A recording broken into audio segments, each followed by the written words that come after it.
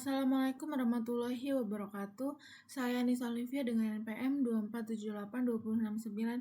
Saya di sini akan membuat video hands-on dari lab 12 yaitu klasifikasi.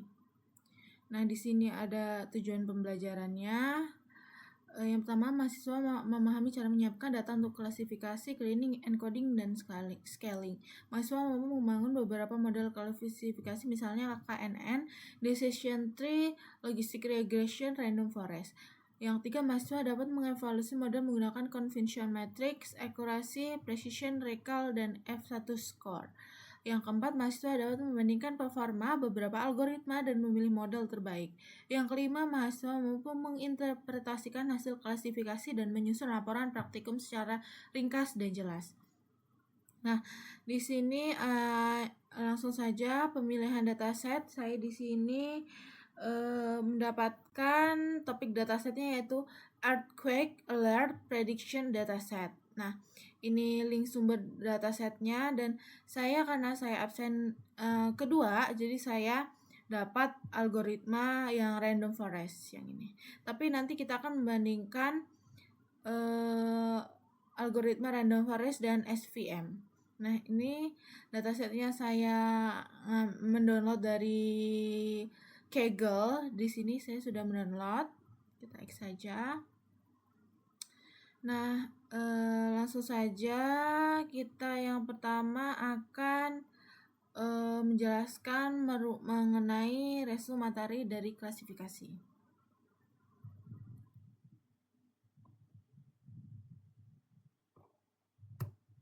Yang pertama adalah ada definisi klasifikasi. Nah, klasifikasi adalah teknik dalam supervised learning di mana algoritma mempelajari pola dari data yang sudah berlabel untuk memprediksi kategori atau kelas diskrit pada data baru. Yang kedua adalah contoh penerapan klasifikasi di dunia nyata. Contoh penerapannya klasifikasi di dunia nyata yang pertama adalah mendeteksi spam. Memilah email masuk ke folder inbox atau spam. Yang kedua adalah untuk diagnosis medis, itu untuk memprediksi apakah pasien menderita penyakit tertentu, positif atau negatif berdasarkan hasil lab. Terus yang ketiga itu bisa untuk analisis sentimen, menentukan apakah ulasan pelanggan bernada positif, negatif atau netral. Selanjutnya ada jenis klasifikasi, binary vs multiclass. Binary classification adalah klasifikasi yang hanya memiliki dua kemungkinan output kelas. Contohnya lulus atau tidak lulus. Nah, yang selanjutnya adalah multi-class classification, yaitu klasifikasi yang memiliki lebih dari dua kemungkinan output kelas. Contohnya itu kategori berita, olahraga, politik, atau hiburan. Yang keempat, dataset dan variabel, fitur, dan label. Yang pertama adalah fitur X. Fitur X adalah variabel input atau atribut yang digunakan model untuk membuat prediksi, misalnya usia, pendapatan, dan lokasi. Yang kedua ada label atau label Y. Label atau label Y adalah variabel target atau jawaban yang ingin diprediksi oleh model. Misalkan kategori risiko kredit. Yang kelima ada proses umum membangun model klasifikasi. Yang pertama adalah EDA atau Exploratory Data Analysis. EDA adalah langkah awal menganalisis karakteristik data, melihat sebaran distribusi, dan mengecek korelasi antar variabel. Kemudian ada pre-processing. Processing adalah tahap persiapan data yang meliputi pembersihan data, mengubah data teks ke angka atau encoding, dan penyamaan skala data atau scaling. Selanjutnya adalah train test split. Train test split adalah membagi dataset menjadi data latih atau training untuk belajar dan data uji atau testing untuk validasi agar model tidak hanya menghafal data atau overfitting. Selanjutnya ada pelatihan model. Pelatihan model adalah proses di mana algoritma memproses data latih untuk menemukan pola hubungan antara fitur dan label. Yang terakhir ada evaluasi. Evaluasi itu ada tahapannya juga. Evaluasi adalah tahap pengukur seberapa akurat prediksi model menggunakan data uji. Nah, di sini ada dari evaluasi. Yang pertama ada confusion metric. Confusion metric adalah tabel matriks yang membandingkan hasil prediksi model dengan kenyataan. Terdiri dari true positif, true negatif, false positif, dan false negatif. Kemudian ada accuracy. Accuracy adalah presentasi total prediksi yang benar dari keseluruhan data uji. Selanjutnya ada precision. Precision adalah tingkat ketepatan model saat memprediksi kelas positif, atau seberapa banyak yang diprediksi positif benar-benar positif. Selanjutnya ada recall. Recall adalah tingkat kemampuan model menemukan kembali seluruh data yang sebenarnya positif. Kemudian ada F1 score. F1 score adalah rata-rata harmonik dari precision dan recall, sangat berguna untuk dataset yang seimbang atau imbalance. Kemudian yang terakhir ada ROC dan AUC. Adalah kurva probabilitas crossover operating karakteristik dan luas area di bawahnya, yaitu area under curve, untuk mengukur performa pemisahan kelas oleh model pada berbagai ambang batas atau threshold. Nah, di sini saya dapat algoritma yang random forest.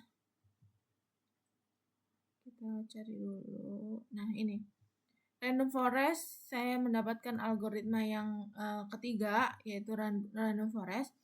Kita di sini topik yang akan dirangkum adalah ensemble dan bagging. Kemudian ada multiple choice voting, ada OOB atau out of bag. Lalu out of bag samples, ada filter randomness dan juga kelebihan dan kekurangan. Nah, di sini ada evaluasi khusus random forest. Yaitu ada confusion matrix, accuracy, F1 score, ada out of bag, OOB error, ini sangat penting. Lalu filter importance atau Gini dan permutation, atau ada curve jumlah pohon versus error. Dan juga yang terakhir ada ROC dan AUC. Yang pertama ada ensemble. Ensemble adalah metode menggabungkan prediksi dari banyak model, bukan hanya satu, untuk menghasilkan kinerja yang lebih stabil dan kuat. Kemudian ada bagging. Bagging adalah teknik mengambil sampel data secara acak dengan pengembalian untuk melatih setiap pohon keputusan yang berbeda. Kemudian ada multiple choice atau voting. Random forest terdiri dari ratusan bahkan ribuan pohon keputusan. Setiap pohon memberikan prediksi kelasnya masing-masing. Hasil akhir ditentukan berdasarkan voting mayoritas.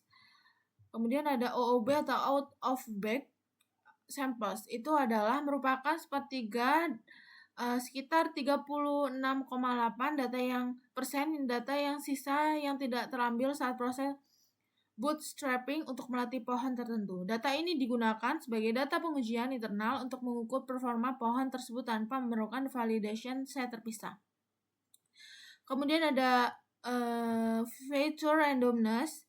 Feature randomness adalah saat memecah atau splitting node, pohon tidak mencari fitur terbaik dari seluruh fitur, melainkan hanya dari subset fitur yang dipilih secara acak. Tujuannya agar pohon-pohon yang dihasilkan tidak saling berkolerasi dan mencegah overfitting. Kemudian yang terakhir ada kelebihan dan kekurangannya. Yang kelebihannya yaitu akurasi tinggi, tahan terhadap overfitting dibanding decision tree tunggal, bisa mengenangani data hilang atau missing values, dan menyediakan fitur important. Kekurangannya adalah kompleksitas tinggi, butuh memori yang besar, waktu pelatihan lama jika pohon banyak dan sulit diinterpretasi secara visual. Yang kedua adalah ada evaluasi khusus random forest. Yang pertama adalah confusion matrix. Confusion matrix adalah tabel matrix yang membandingkan prediksi model dengan data aktual untuk melihat detail kesalahan tipe 1 false positif dan tipe 2 false negatif. Kemudian ada akurasi sama F1 score. Akurasi adalah persentase ketepatan prediksi secara keseluruhan. F1 score adalah rata-rata harmonik dari precision dan recall. Sangat penting digunakan jika dataset tidak seimbang, seperti pada kasus deteksi gempa. Selanjutnya adalah out of bag, atau OOB error adalah nilai kesalahan atau error rate yang dihitung menggunakan data OOB. Ini adalah metrik validasi internal paling penting di random forest yang dianggap setara dengan pengujian menggunakan data tes internal. Kemudian ada feature important, Gini atau permutation. Metode untuk mengurutkan variabel mana yang paling berpengaruh terhadap prediksi. Gini importance adalah mengukur seberapa banyak fitur tersebut menurunkan ketidakmurnian atau impurity di seluruh pohon. Yaitu selanjutnya ada permutation importation. Mengukur penurunan akurasi model jika nilai suatu fitur diacak. Nah, terus di sini ada curve jumlah pohon versus error. Grafik garis yang menunjukkan hubungan antara jumlah pohon and estimators dan dengan tingkat error atau OOB error. Biasanya kurva akan turun drastis di awal kemudian mendatar stabil menunjukkan titik optimal jumlah pohon yang dibutuhkan. Kemudian ada ROC atau AUC, yaitu adalah kurva probabilitas yang mengukur kemampuan model memisahkan antar kelas. Semakin nilai AUC mendekati 1 semakin baik model dalam membedakan kategori. Misalnya adalah membedakan gempa bahaya versus aman. Nah, di sini selanjutnya saya akan menjelaskan dari Google Colab, hasil dari Google Colab pada lab kemarin. Kita lihat aja.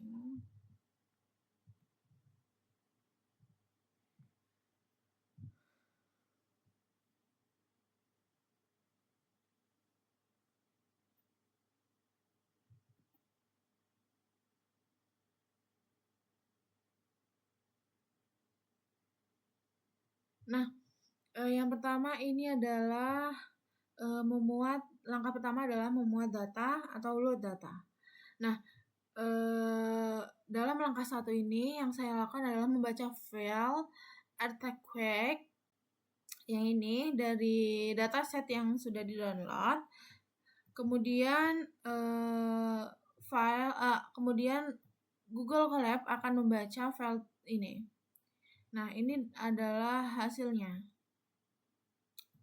Nah, di sini kita melihat fitur-fitur gempa, yaitu magnitude, kekuatan, depth, kedalaman, CDI, MMI atau intensitas, dan SIG signifikansi. Nah, targetnya yang mau diprediksi adalah kolom alert yang berisi green, yellow, red, dan orange. Nah, di sini data itu terlihat bersih dan tidak ada missing values yang terlihat. Kemudian di sini ada langkah kedua adalah exploratory data analysis atau EDA. Nah, di langkah kedua ini saya akan mengecek statistik dan korelasi data. Nah, di sini ada hasilnya.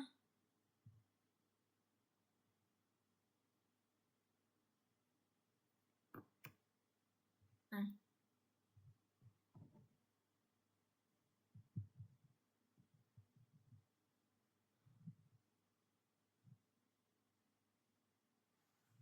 nih, yang pertama adalah count plot, itu grafik batang jumlah data per kelas alert.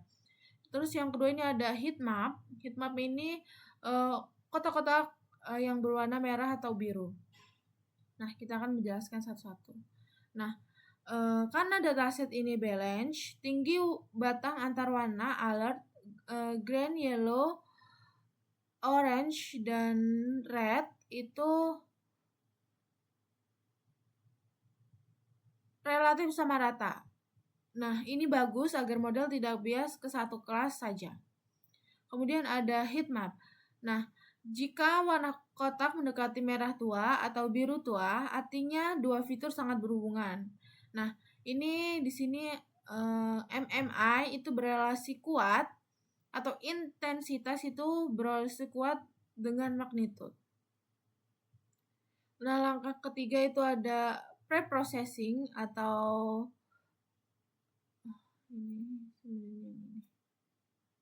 ini processing atau label encoding. Nah, di sini di langkah ini untuk mengubah kolom alert yang isinya tulisan green, red menjadi angka 0, 0, nih ada angkanya diubah menjadi angka. Jadi 0, 1, 2, 3. Kemudian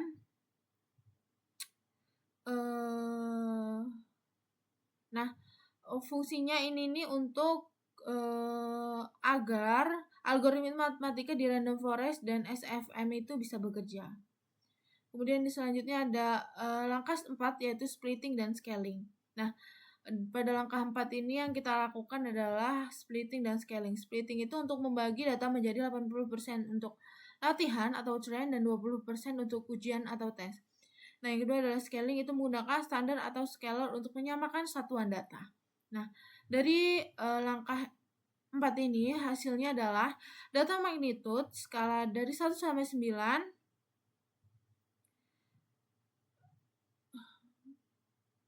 dan depth skala 0 sampai 600 diubah menjadi standar sekitar min 2 sampai 2. Yang ini. Kemudian scaling ini sangat krusial untuk SVM. Tanpa scaling, SVM akan menganggap depth yang angkanya lebih penting daripada magnitude yang angkanya hanya satuan, padahal belum demikian. Nah, untuk random forest, scaling sebenarnya tidak wajib tapi membantu untuk mempercepat proses. Kemudian di sini ada langkah yang kelima yaitu pelatihan model atau modeling. Nah, di sini yang pertama ada melatih random forest dengan 100 pohon dan yang kedua melatih SVM dengan kernel RBF.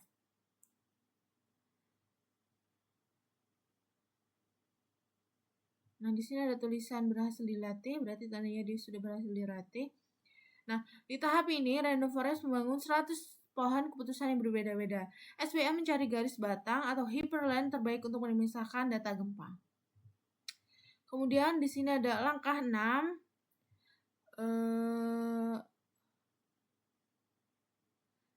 Nah, yang kita lakukan di langkah 6 adalah menguji kuda model dengan data, ujian, test set, dan menampilkan akurasi dan convention matrix.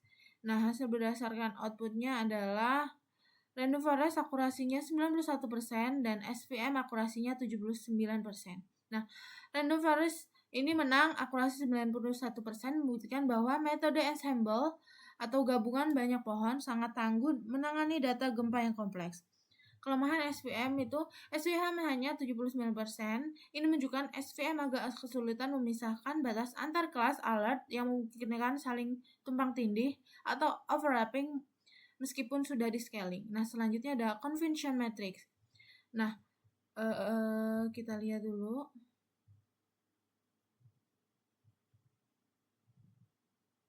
Nah,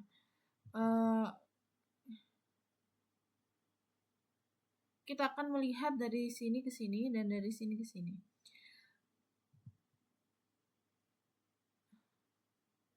Dari sini ke sini dan dari sini ke sini. Nah, di random forest angka di diagonal ini besar-besar. Yang ini itu artinya tebakannya itu sudah benar, datanya sudah benar. Nah, di SVM angkanya itu ada lebih banyak angka di luar dari diagonal atau salah tebak. Nah, selanjutnya ada langkah 7 yaitu fitur importance, yaitu ini untuk khusus random forest. Nah, di langkah 7 ini yang dilakukan adalah menghitung fitur mana yang paling sering dipakai pohon untuk menentukan keputusan. Nah, di sini ada hasilnya. Hasilnya adalah grafik batang yang berwarna hijau toska.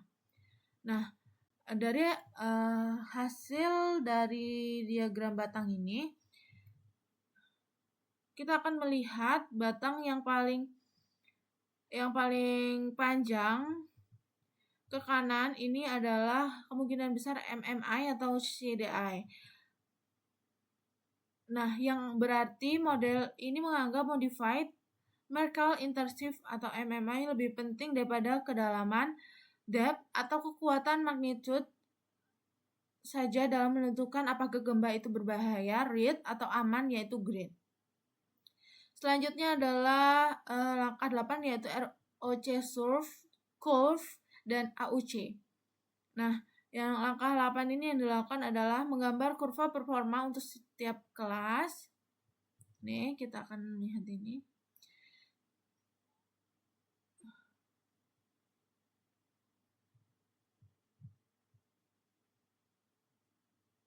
Nah,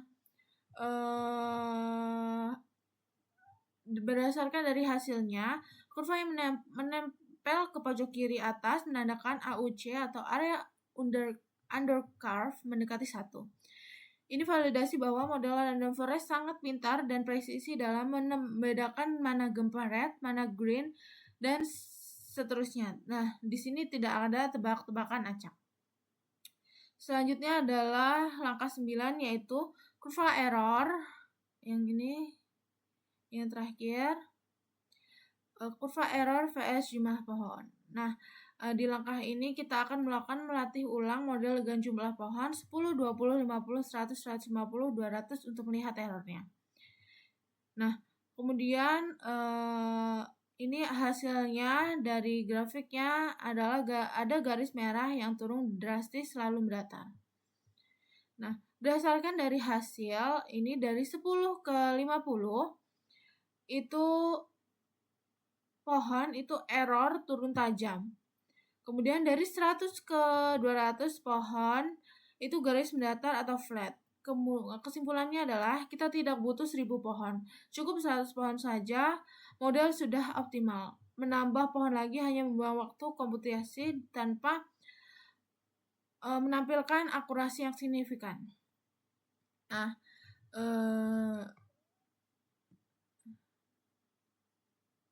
itu ada analisis singkatnya, yaitu grafik di atas menunjukkan titik optimal jumlah pohon.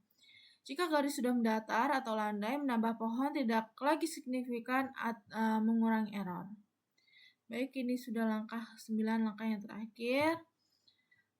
Baik, segitu saja yang hanya dapat saya sampaikan. Jika ada salah kata atau salah kalimat, saya mohon maaf. Saya akhiri. Wassalamualaikum warahmatullahi wabarakatuh.